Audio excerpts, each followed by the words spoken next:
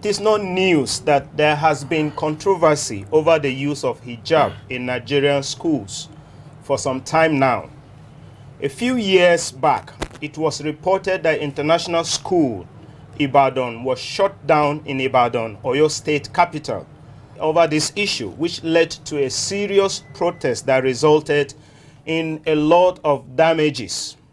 Recently, for some weeks now, there has been the closure of schools by the government in Ilorin, Kwara State, over the use of hijab.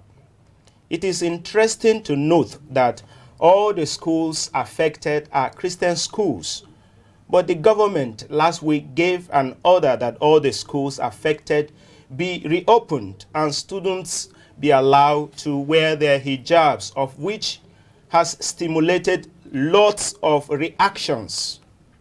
Good day and welcome to this week's edition of your favorite program, Christians in Politics, reaching you from the Advent Cable Network Nigeria Television. I am Smart Simon. Today we shall be discussing the topic hijab controversy and the underlying factors. I have in the studio to discuss this topic the Venerable Joseph UNUAYAN, JP, Director, CIVIC and Political Affairs, Church of Nigeria, Anglican Communion. He is also chaplain to the National Assembly. With us also is Barrister Mrs. DIKEOCHA Faith, Principal Partner FC, DIKEOCHA and Associates, a human rights and constitutional lawyer, currently the legal officer to National Association of Proprietors of Private Schools, FCT, and North Central, Director of Pacemark International Schools, founder of My Gender, My Pride initiative for the girl child. You are all welcome and thank you for joining us. Thank you for having us.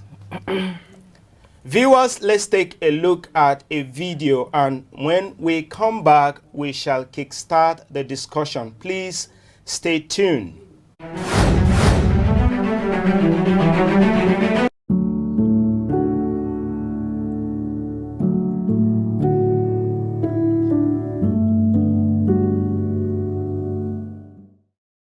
Currently in Kwara State, we are passing through a trying period and a turbulent time because of the issue of hijab. Few weeks ago, before the closure of the 10 Christian schools in Ilorin metropolis, the people from the Islamic end came principally to enforce the use of hijabs in all schools, in all our schools, and they were resisted. We never allowed them, and that eventually led to the closure of the school. When the closure was done, the governor invited us to a meeting. First, individually, he met with Christians. By the grace of God, I led the Christian delegation, and jointly, after meeting with the Muslim, he brought the two of us together. And when we came together, the Muslims stated their ground that they are ready and resolved to wear hijab by all means. The Christian, we made our position known too, that we are ready and resolved never to allow hijab in our schools. And when we could not reach a compromise, the governor promised us that he will look into the two arguments and then he will get back to us. And the schools will remain closed for almost 4 weeks. But just last Wednesday, the government announced the opening of the schools that were closed. And then we knew very well that they will come to school with hijab. Before that announcement, he has made a pronouncement that he is acting on the rule of law. And because he's acting on the rule of law, based on what the appeal court said, he declared that the Muslim should be wearing hijabs in those schools. We approached His Excellency and told him that it is not, we don't think it is right enough. And he told us that it is because of what the court says. We made His Excellency to understand that it is not proper enough because we never took the issue of hijab to court. We took government of the Kwara State to court and then asking that our school be returned back to us. So it has nothing to do with hijab or with Muslims. It was Muslims that joined this matter, and then the judge that was delivering the judge made what they call an obiter in law. It wasn't the part of the prayer we prayed the court. But he said, since we have never appealed it, he has made a pronouncement based on the rule of law. But we made the governor to know that we have actually appealed the case, and he asked for the evidences which has been submitted, though the Minister of Justice denied that they were not served. We have gotten an evidence that they have been served. And then we want to use this medium to call on His Excellency, since he is trying to follow the rule of law, now that he has been made known that we actually appealed the judgment. So we want him to please follow the rule of law. On the ownership of the school, in 1974, when the federal government directed that governments should take over some schools to assist the government, because government do not have enough schools at that time. The Christians in Kwara State, they were so magnanimous and then struck an accord with the government, and then the schools were released. But it was not taken over by the government. That was why they refer to our school as grant-aided schools. Grant-aided. The government will give aid to that school. And to buttress this, till today, it is the owner of those schools that were recommending the principals and some other things that we determine the uniform, we recommend the head of the school will take part in taking care of that schools. So that the government will know that the school was not fully taken over. But the government claimed that they've taken it over. How can you take over a property, no compensation? You didn't do it. We willingly gave it to them. But they didn't see it that way. In 2004, they made an edict, which they called educational edict. We were not privy to it. We were not told. Nobody informed us. It was done secretly. And then that was what they were now acting upon. And when you look at that edict, they categorized the two schools in Kwara State into two categories. The private schools and the public schools. They gave that document gave definition of private school, but they never gave definition of public school. Talk less of giving the definition of grant-aided schools. So we can see insincerity on the part of the government at that time, that what they did was deliberately done, principally maybe to take over the lands and the schools that were built by Christians so many years ago. We don't know the role that hijab will play in the quality of education being imparted on any purpose. And I want the governor to know, the Christian in this state, they loved the governor. We loved him, and like our own church, we pray for him every day. It's mandatory. Whether the priests are there or not, we pray for the governor. We pray for the emir of Ilorin, because it is when peace reigns in Ilorin that we can be at peace.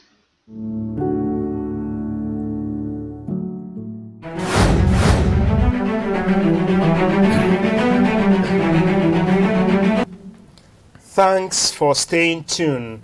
And if you are just joining, this is the Christians in Politics program. And we are looking at the topic hijab controversy and the underlying factors. Still in the studio with me are the Venerable Joseph UNUAYAN JP and Barrister Mrs. DIKEOCHA Faith. Remember, you can join the program through phone call. And of course, you can like, follow, and share our various social media handles. You're welcome once again. Now, we want to start our discussion, and let me start with the Venerable. Please kindly educate us on the use of hijab, especially in educational setting.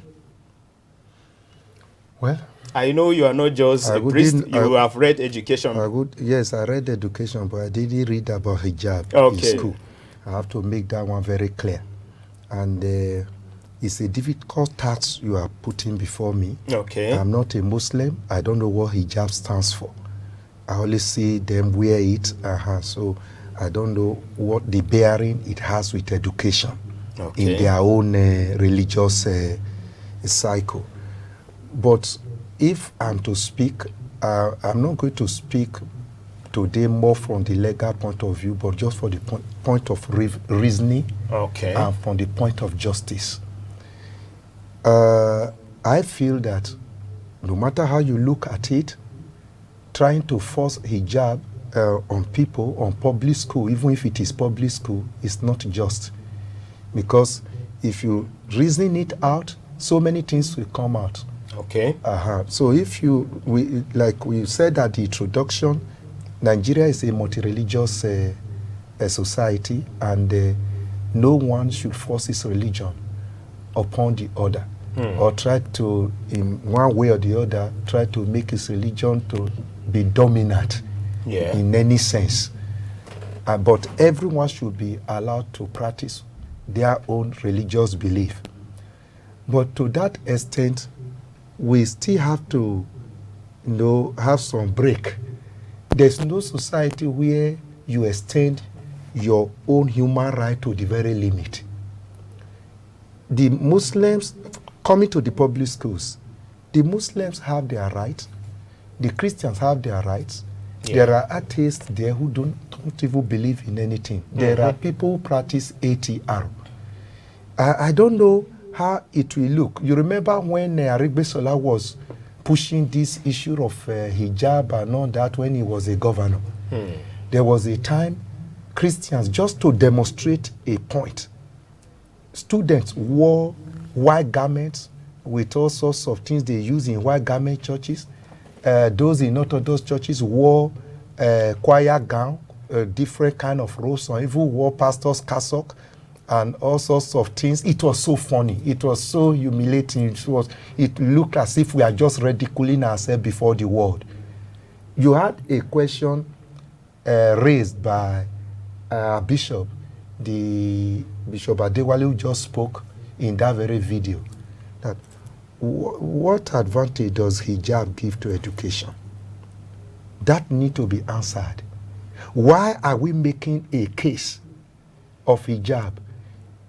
Now, with what is going on in Kwara and the way the Muslims are going about it, is becoming clear by the day to Christians that we have been fooled over and over and over again in this very country.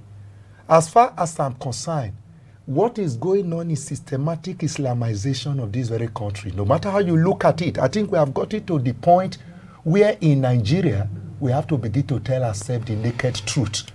We can no longer pretend. Christians can no longer pretend that we are being kind of oppressed, we are kind of being, being manipulated in one way or the other, in every facet of the society. The use of hijab, I don't know why they should be pushing it to this very limit. Okay. Will the government of Kwara also allow Christian students to come to church with whatever they like? All right, thank you so much. Now, before we come to you, the information reaching us now is that the gate of those schools has been forcefully opened by the government. Yes, I watched a video clip of it just All right, thank you so much. Now, Barrister, what's your opinion on this, the use of hijab on educational settings, since you're a proprietor? Okay, thank you very much for that question. In the first place, we need to understand the concept of hijab in Islam. Okay. Okay. If we understand that, then we'll take it up from there. Hijab ordinarily is an Arabic word that means partition or a barrier.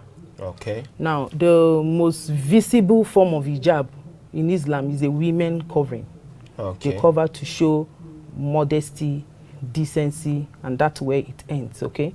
Now, when you talk of the educational setting, there is no educational provision to that effect that someone or a Muslim girl child should wear hijab to school. There is nothing like that. But as it is, this is what they believe should be. That's why you see a Muslim baby from the cradle is being covered. So as they grow into it. And that's why I think they wear it to school, because they are supposed to be covered at every point in time, except probably when they are on the inside. I think that's an answer to that question. There is no educational provision that says you must wear hijab, but at the same time you have to follow the trend of your religion, as it were. Do you understand? Yeah, so a lot of things are connected here. Because religion is a sensitive matter. Some have taken religion to be like a way of life, something you cannot separate from your other life and that of your religious life. Yeah. That is where the problem is. Now, still with you, Barrister, the next question is about law. What is the stand of the law of the Federal Republic of Nigeria on hijab wearing? And expand on the position of government of Kwara State. Wow. Okay, that's a big one. Big one. Very big one. But the law is certain, it is clear, it is unambiguous. If you look at Section 10 of the 1999 Constitution as amended, the law expressly stated that no state should adopt any religion. Nigeria is multi-religious. That's the word. So you cannot adopt a particular religion for any state. Now, when you look at Section 38 of the Constitution, the Constitution stated every person is entitled to freedom of thought, conscience, and religion. Okay. In that wise, I would say the government of the Federal Republic of Nigeria, of course, talking from the constitutional standpoint, because that's the ground norm, didn't make any express provision in the Constitution saying you wear hijab. Nothing like that. But they have given the room for everybody to practice their religion. Although there is an exception to that, if your religion is going to cause problem, infringe on the human right of another person. You have to take a pause. Because your right stops where another person's own begins. Okay. So that's the answer to that question. Okay. Nigeria has no law that says hijab wearing is not in the Constitution. Okay. But the law is clear, practice your religion, but don't negatively affect the other. And the public interest is of utmost importance. Okay. So the position of Kwara State on this matter, now that they are forcefully open the gate of, I'm not sure now whether it's one of the schools or all the schools that are involved, because is it High Court now have ruled in their favor, right? So what they did, even though they have still, the Christian Association of Nigeria have filed the petition to a higher court, appeal to a higher court. Shouldn't they wait for that judgment? Okay. Why should they go ahead to forcefully open the gate of these schools? The gates were forcefully opened. I'll ask you a question before I answer that question. Okay. Why was the gate forcefully opened? Because those who felt they are the owners of the school have closed it because of the situation. Now, and the government insisted they should open it. Okay. And Khan is saying, wait for the judgment. Okay. At the High Court, they won. Okay. The statement at the High Court was that these schools are public schools. And because it's a public school, and because of the kind of system we practice in Nigeria, every person should be allowed to practice their religion. Now, they went to the Court of Appeal. They also won. Do you understand? Now, even though they have, from what we heard, they have filed an appeal to the Supreme Court, which is the highest court of record. And whatever comes out from it to actually determine which way we are going. Now, the government of Kwara State forcefully doing that is actually not right. Forcefully opening the gate. If you ask me if it is right under the law, it is wrong. Before you can even do an enforcement, they will do an order from court for you to do any enforcement of judgment. Even assuming without conceding that they are trying to enforce a judgment. We are there things that were displayed to show that they are making an enforcement. There must be an order. It must be clear. So if there is, I'm sure the people that are talking from the point that there is no order that they are seeing. So it's actually wrong for the government of Kwara State to do that. Okay. Do you understand? But having said that, I also feel, I'm talking from the standpoint of the law, I also feel it is not also right for these gates to be closed against the Muslim children or the Muslim schoolgirls. They're already students in this school. They've been there, even though the problems are rising now. But I think everybody should, the country is already in, there are a lot of problems. So yes, they should follow these things with decorum. They should understand and let the system move. In as far as I know the law, as it relates to what is happening now, the government of Kwara State did not say every school girl should wear hijab. They also did not say every Muslim school girl should wear hijab. Yes. It's every Muslim school girl who wants to wear. Who wants to wear. All right. Now, still with you, according to the speaker that we listened to, the bishop, during the short break, he has talked about the schools are being granted. Okay. I'm not sure now, what is an obiter? Because he is talking about compensation. Now, all the schools that were taken were compensated, but in their own case, there was nothing like that. That means that they still determine a lot of things. So, is the court right to have said those schools are public schools, knowing fully well that mission or churches are still running them? If I also heard him correctly, he said that these schools were released by the Christians themselves. Did you hear that, sir? Yes, he mentioned that. They released probably to assist government and what. I have a problem with that having issue. Okay. Why did you release if you know you are not going to let them go completely? You should have stood your ground. Government, if you don't have enough schools, build schools. Build more. Now, why did they release? Now, he said something about obiter. I don't know where he's coming from when he said obiter, but I know that obiter, simply put, is just, in a layman's language, you say is by the way. Okay. The direct opposite of obiter in law is a ratio discedenda, which means binding. Any law that is binding is ratio discedenda. It begins to flow. Now, obiter is by the way. So a judge can be saying something, can be reading a judgment and then say something off the record by the way. Okay. So if he said that the judgment was given obiter, I don't understand. Did he say the judgment was an obiter judgment? I don't understand what he was saying there. Because if it is obiter, then it will not stand. There is no, if it's obiter, then they shouldn't have been going on appeal in the first place. Now it's obiter now. It's not binding. So what about this granted thing that he was talking about? That's what I'm saying. That's why I said something. You know, the law is actually a very beautiful thing.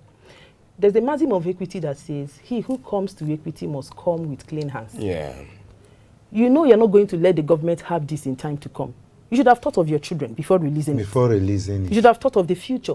You release this and now it's causing problems. You should have refused any aid from the government. Yeah, thank you. Just run your school. Thank you. Because like your school now, no government is giving you any, you are not granted. So they won't They're come. even taxing me. They won't come and dictate to you what happened in your school. They will not come. So this issue of grant actually is the reason that is making the government Thank you very much. to say, look, we must have our way. In other words, they're not coming with clean hands. Yes, now you have collected and you chop, and now you...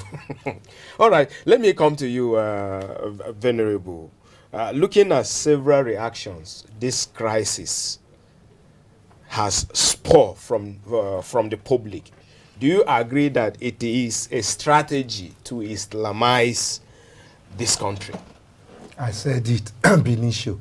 You see, even when you talk about taking over of schools, we see the eyes of many people have been opened now about what is happening in this country. It's what you see that you know. Do you know, before coming to the studio, I watched a video clip that amazed me about how election in 2015 went. The role US played in our election and so many other things. And I was amazed. Honestly amazed. So it's what you see in the open that you know. You don't know the grand design. The funny aspect of it was that schools were taken over from Christians during the time a Christian was a president. But we now know that people in Aso Rock, people that are in the corridor of power, they do the bidding of some people whom they call cabals. And this thing has been on for years. I believe this is a grand design. The question is, when schools were taken over, how many Islamic schools were taken over in Nigeria? It's just like what our sister said that. Well, I'm not sure if Islam is having. That is those what I'm kind of saying. Schools. How many schools? Christians have been playing the fool all the time. All the time. And that is why we are being taken for granted. That is why we are being taken for granted. Like the axis I came from, Edo axis. Do you know schools, the schools that were taken over, no compensation was given to any person. I'm even here of a grant aid or whatever the terminology they are using there. No schools, the Christians that built this school were not compensated. And the same government have run down all the schools. Of course. They have run down the schools. So I believe there's a grand design. Can you just pause for a while? We have a caller from Lokoja. To say Hello. is that our Christian leaders, they are not serious. Okay. Islamization of Nigeria started right from the time they started to government taking over schools. They are trying to take over schools in all their agenda to Islamize Nigeria so many years back. I remember when we were in school, as far back as the early 70s, you must wear your uniform. No addition to that uniform. It is a law that has been standing. I went to Federal Government College, Kaduna, not even in the south. Did not. We wear uniform, and you cannot put on anything apart from that uniform. Now, these days, they are introducing hijab to Islamize Nigeria. It is very certain. The only thing that pains me in the heart is that our Christian leaders are sleeping. They are sleeping. So many things are going on. They are pretending not to know. At my age of 68 years, I have seen a lot of things happening in Nigeria. Please, Venerable, I thank you for saying so many good things. Be Venerable on the program. And I am begging you, wake up. You people should wake up and stop. Thank you so much. Stop tolerating the evil going on in Nigeria. Forget about the constitution. They are put it aside. Say religion. Hey, Joe, I am begging you to. All right, thank you so much. In the next election, Until the law is Thank you amended, so much, you can't sir. push constitution. It's all right. Now, before we went, you were still. Yes, I'm saying that there's a grand design. Look at where we are now in terms of security. Last week, we were here discussing on insecurity in this very country. And when some of us were talking, and that this idea of opening the four walls of Nigeria to say people should come in, Fulanis anywhere in Africa should come in, there is going to haunt this very country. People did not. You see, it's Nostradamus, they say the man that saw the future. See, and whenever I'm looking at any matter, I look at where it's going to end. The future. The future. Many Christians have not been wise. Yes, but I commend the humane nature of Christianity. I commend the show of love of Christianity. And I commend the accommodating nature of Christianity. We are not out to dominate any other religion. We are not saying Muslim. If a Muslim wants to be converted into Christianity, he can do it on his own. We are not going to force any person. But it is grossly wrong that in every facet, is it in terms of appointment, in terms of political power sharing, everything, every aspect of this country, a particular set of people want to just dominate every person. All right, That is why we are in crisis and people are dying. We have to talk about justice. This piece of document we call our grand norm, many prominent Nigerians have said we need to relook into it. There have been several conferences and they are just pushed aside. People have gathered to discuss about how to make Nigeria work, how to deal with injustice, and no one is listening. That is what is still going on now. You cannot take over. The Christians that established this school as a mission school, they were using it to propagate their religion. The gospel, yeah. Then you take it over, then you are now turning into Islamic school indirectly. All right, thank you so much, sir. Now, let me come to Barrister DIKEOCHA Faith. In the midst of the incessant crisis in the country, what is your opinion about this hijab identification by bandits in the face of attack?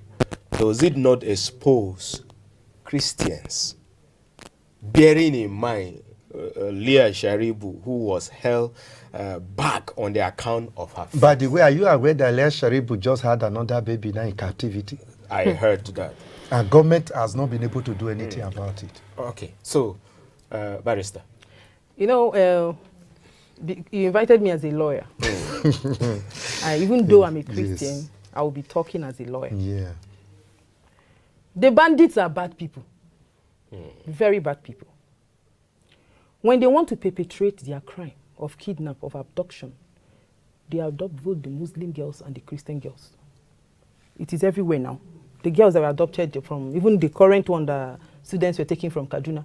If you look at that video clip that came online, some of them were Muslim girls now. So it actually boils down to, there's a problem in the land. Okay. The Venerable said something. There have been conferences on this constitutional. Let there be a review so that we actually even know where we are going to or where we are standing on. But if you ask me that because somebody is wearing hijab, she will not be kidnapped by bad people. Remember I said the bandits are bad people, so I'm using bad people for them. Because someone is wearing hijab, they will just separate and just pick up the ones that are not wearing hijab. And no, even though Lee Sharibu's case is a special kind of case.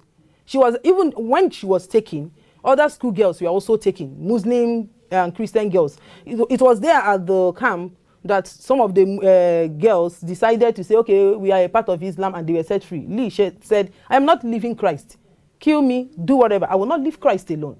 So that's why she's still held in captivity. Lee was not taken, or she's not being held back in captivity because she's not wearing hijab. Currently, the clip we saw some time ago, she was on hijab now. We saw her, she's in the camp, so since she has done hijab now, those bad people should have released her now. She's wearing hijab and she's still there. So hijab is not our problem.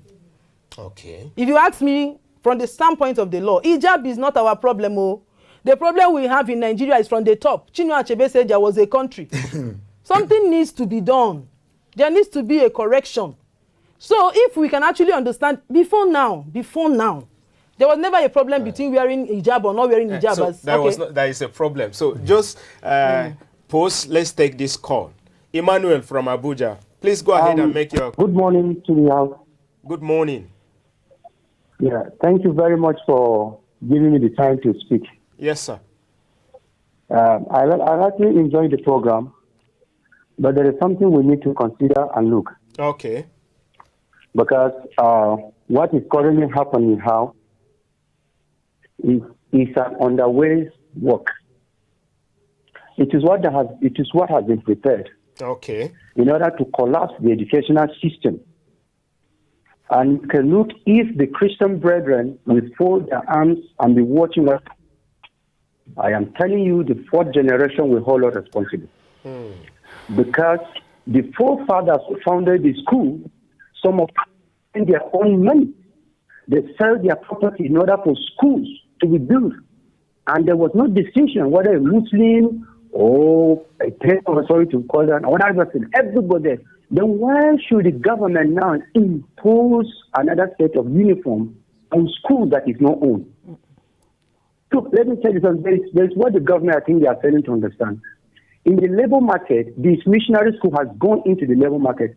At least they have contributed some percentage of joblessness. They have taken joblessness out there. And if the government say they are paying grants to the school, is it not their responsibility? The school are paying tax. They've been paying tax for so long. What has the government do to the school? So if they gave the school grant, and they now want us to dance to their tune, have they been paying the staff? For how long have they been paying the staff? Or was it an agreement between the church or between the missionary schools and the government? In fact, what is happening in Kwara, I'm not happy with it. I am from the north, core north, let me tell you. Okay. I am from the core north. I schooled in FGC, Bunyadi. So there is no more now because of the insurgent. The school has been uprooted from its root. Why would they go somewhere and do that? Or why would they go establish another school? We have many children out of school. Why would they establish another school and call it maybe a religious course? So, all right. Thank you so much. I don't know when hijab has become a uniform. All right. Thank you. If they want to wear hijab, they should wear hijab. They're not impose it on someone who does not want to wear. Thank you, Emmanuel. Thank you very much, sir. Thank God you bless. for your summation. Now, we will go on a short break. And I wanted to just say something when about... we come back, we will continue with this line of thought. So sorry.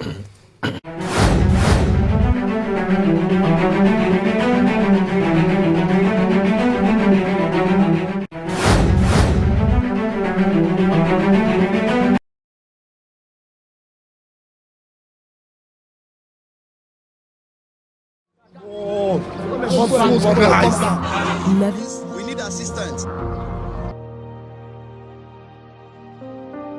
Oh my God! Fun everywhere.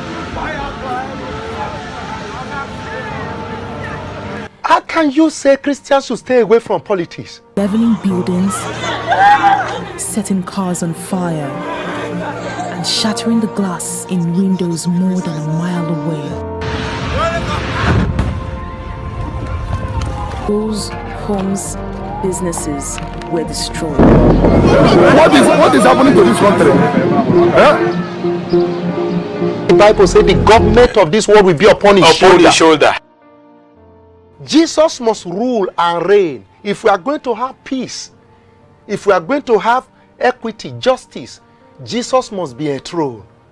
The first church to evacuate the dead and wounded from the scene. Another loud explosion was also reported in the central Nigerian town of Jos. The attack was hit during Christmas Mass on the outskirts of the capital, Abuja. A witness counted at least 19 dead there. Christians must participate in politics. How do you tell me not to show interest about how my life will be wrong?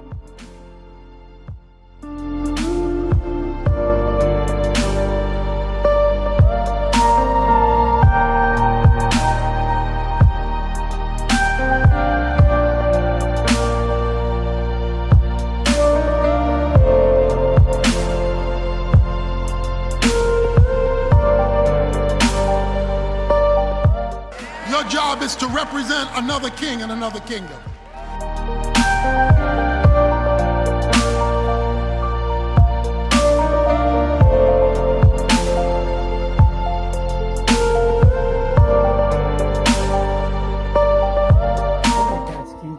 da suka shiga ta farkon so yaran suna cin gidan Victor daga kazuka ce an fusi su kawo so suna ciki kenan so da sun je bindigogi suna an fara harbe so dia su uku ne a dakin sai dia ya tashi ya hawo jabin ya je ya hade ta kasa ya bude ta gate escape door ya fita dia kuma ya bi shi ya fita wannan kuma da ya tashi da jinjiri barcin zai nane zai bi ya fito karfta su so suka kama shi musu harbe shi ba sai suka yanka kashi sun yanka shi suka diba nama ta Boko Haram week, the Islamist extremists have been terrorizing villages in Gwoza, Muda. There are reports of hundreds dead.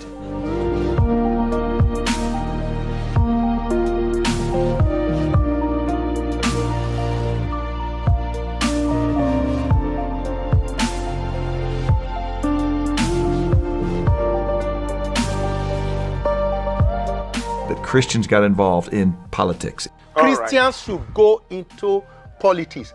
They should go and register, be members of political party, be card-carrying member of political party, seek for elective office, and don't forget, if you are going there, be determined to make a difference.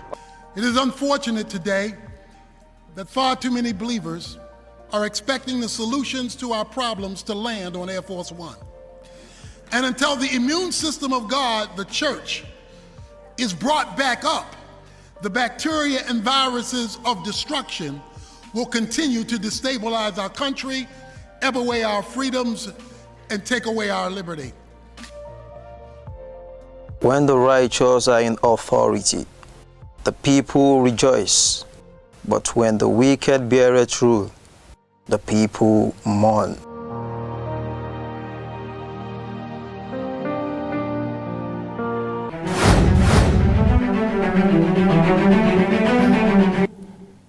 Viewers, you're welcome back, and we are still in the studio with the Venerable Joseph UNUAYAN and Barrister Mrs. DIKEOCHA Faith. And then before we went on that break, we were looking at hijab identification by bandits in the face of attack, and you were making your submission on that, and I want you to please finish your line of thought on that matter. Then you have earlier said you want to say something on it. So okay, I only said at that time that when you talk of hijab, if it's going to be a platform for the bad people, the bandits, to separate the wheat from the chaff, that's to take their own people to keep them safe, whereas the other person not wearing hijab will be taken into captivity. I would say that the bandits are bad persons. I repeat, they are very bad people, and all they do is just kill, destroy, and nothing else matters to them. They don't care about life. So whether you're wearing hijab or you're not wearing hijab, and I referred to the issues on ground. Students are being kidnapped from school, and most of them are Muslims. With their hijab, they will still kidnap them. So in that line of thought, I wouldn't say that wearing hijab actually make you safe. In a country like Nigeria, whether you wear hijab or you don't wear hijab, you're not safe. Nobody is safe in this nation. So that's my... All right. Yes, I was just trying to add something that from even the experience of Leah Sharibu that was referred to, it shows that even in their insanity, they still pay attention to their hidden agenda, which is Islamization. In Edo State, there were a set of people that were kidnapped, and luckily they were able to get out of it. When they shared their experiences, they said where they were keeping them in the camp, one of them that was born, he grew up in the north, but he's a native of Edo State, can speak out. As soon as he spoke... We have a caller, sir. As soon as he spoke, is your line of thought. Please, go ahead, Ayodele. Okay. On the hijab matter, I know I was in Kwara State in secondary school when takeover of school were going on. And I remember that I attended Umuaran High School then. It was the wish of the community that the school be taken over. And I know that many other Christian schools were taken under that kind of arrangement because the burden of funding those schools became unbearable to the owners. And the government then too felt like maybe we're coming up with some arrangements to ease the burden of funding those schools through the apparent stepping in intervention. So the objective then was to take over those schools, just to assist them, to give them grants. And some of these things were done with sincerity of purpose then, because there was honesty in the land then. But as time goes on, we discovered that we began to see the disguised hands of Esau trying to behave like Jacob. And this distinguished hand of Esau came with mischiefs of lazy politicians who seek cheap popularity amongst their people, gullible people, to lay claims to religion as a tool for popularity. And the danger of this in Nigeria is that it hinders development. That's correct. Because right now, what was intended to be a sincere project has been turned against those who spend their money to build schools, believing that they were working together with someone to be trusted. But now it turns around that some people were not sincere. They are not objective. All right, thank you so much. They cannot read the danger of some of their actions. Thank you so much for your submission. And this will create more suspicion in the land, mistrust, to the extent that everybody will now have to look deeply at any proposal that may look like a problem-solving one, because you don't really know if... All right, thank you so much. We're grateful. Now, looking at what he said, before I will come back to you now, if you can quickly say something on that, the position of religion, human rights as a means of growth and development. Sorry, because of what he said, let me quickly have our opinion, then I will come back to you. Sorry, sir. Okay. On the position of law, human rights, and religion. Okay, you know, we have to marry the three to get an answer to this question. Law, as it is there to ensure sanity. Now, religion is there to remind you that at the end of this time, in this mortal body, you have answers to give somewhere. Whereas, what's the last one? Human rights is there to ensure that nobody is treated in a way that is dehumanizing, or you're not treated because of your class. Now, if you marry the three, you actually see that if these things are together on all so fours, it will bring that development and unity and tolerance. So the three of them must work together. Okay. So that's just the answer to All that. right, thank you so much. Now, yes, sir. Let me take off from where the caller, the caller was talking about there was sincerity of purpose when they were taking over this school. And I was laughing, but he came later to talk about the hand of Esau, but the voice of Jacob. Now, after the studio, try to Google and let our listener Google the principle of taqiyya in Islam. You see that deception is allowed, provided it can advance the cause of Allah. Go and Google the principle of taqiyya. So I know about the doctrine of taqiyya. Okay, that is on that we need to sieve whatever they are putting on the table now, because we are no longer fools. Now, coming back to what I was saying, those people that were released from the kidnap camp, they said as soon as he spoke in their language, that one became a source of interest. You speak our language? Who are you? Then they tried to get up. They tied all of them, but they lose only him. Just because he spoke in their language, they believe, it's part of their religion. It was much later they discovered it, but they have already removed the things with which they tied him and was giving him food while other people were being maltreated who were not part of their religion. So we have to call spade a spade.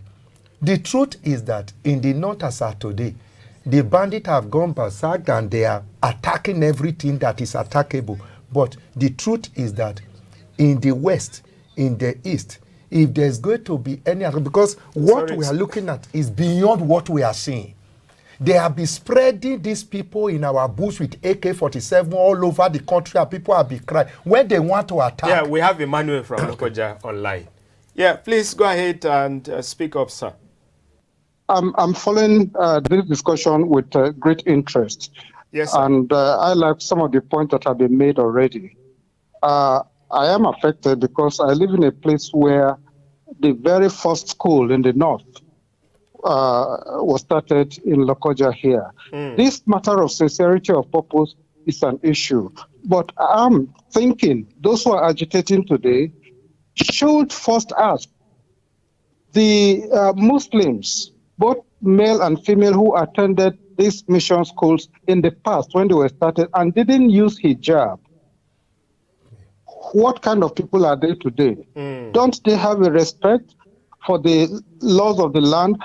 Has anything made them miscreants? What value is the wearing of hijab going to add? Is there anybody who says when you are writing an exam, part of your credentials should be wearing hijab? Is there an appointment that says, did you wear a hijab? You know, the lack of sincerity of purpose is what has been there. When these missionaries came, they didn't compel anybody to be converted. They offered, and people from different religious backgrounds took advantage of this. Yes, but sir. today, they are using this as a veneer for religious devotion, and there is a lot of hypocrisy in it. Thank you so much, Your Grace, for your submission. Yes, sir. Yes, so we don't need to wait till when a time will come when these people will attack people in this western part of the country, eastern part, south, and they can see, easily distinguish between Christians. We don't need to wait for that. Now we are no longer sleeping. We can see. Christians are beginning to wake up to see that we are being deceived left, right, and center. So we need to be honest with ourselves. We cannot continue like this. By the way, if the governor is sensitive, you can see all the battle all the governors in the north are passing through now. Should they be talking about this? Should they be encouraging this? All right. Thank you so much for your submission. Now, Barrister, let me quickly get your advice to the Christian body on this matter. Okay, my advice will simply be, because I'm a Christian, we first of all believe that prayer is a way to reach out to God. So they should first of all pray. Then secondly, they should behave like Christ. They should not be political about it. Christ was not a politician. He was sincere to the cause that he was. That was like within a space of 3 years, he was done and he left. So they should be sincere. They should not be collecting. They should not be doing politics with Christianity. That's the problem we are having. And finally, I would say they should try as much as possible to follow the words of Christ as much as it depends on you. Live in peace with all men. Okay. That's my all right. advice. And to the government? To the government should be sincere. Sincerity of purpose. We keep saying that. They should be sincere to us. If they want to Islamize Nigeria, they should tell us. We all of us should become they won't tell you. So if they don't want, then they should do. They want the law to. If they don't want all these problems to be reoccurring, they should follow the rule of law.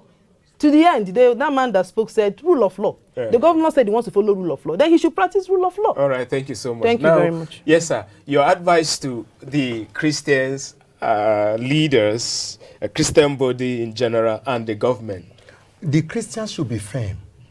They should know that we are in a dangerous time. They should wake up and be very sensitive, especially Christians in the corridor of power. Then for the government of Kwara State, I want to say that the governor is fanning the embers of religious violence. He must be very, very careful. He must be very, very careful.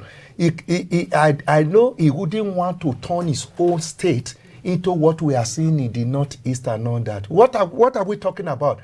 For a reasonable person, have their eyes not been open enough to see what is happening in the Northeast, what is happening in the Northwest? When these things were happening in the Middle East, I was talking about this thing. When this thing is allowed to come in, we are here now. It is the introduction of Sharia that brought us to where we are now. When Zamfara tested it, I was saying they should stop this man. It's a no, usual sentiment, religious sentiment. They threw away our constitution and allowed it to come. 12 states adopted. Then that was when we gave signal to the world that Nigeria is set now for religious attack. We can do anything. And that is what is going on. No one is sleeping again now. Christians are not sleeping. Muslims are not sleeping. Even those in the corridor of power are no longer sleeping. Can many of them go to their villages again now? So if they better wake up now or wait for the next phase. All right, and we have to thank you. They better wake up now or next phase. Thank you so much, Venerable, for your submission. And Barrister Mrs. DIKEOCHA Faith, thank you so much for coming. And your good work you are doing among the proprietors and the initiative for the girl child. My gender, my pride. Yes, very, very important. maybe I should go for my gender, my pride, for boy child. Yeah, that is it. We have a caller. Let me quickly take that caller before we close. Yeah, good morning. Morning.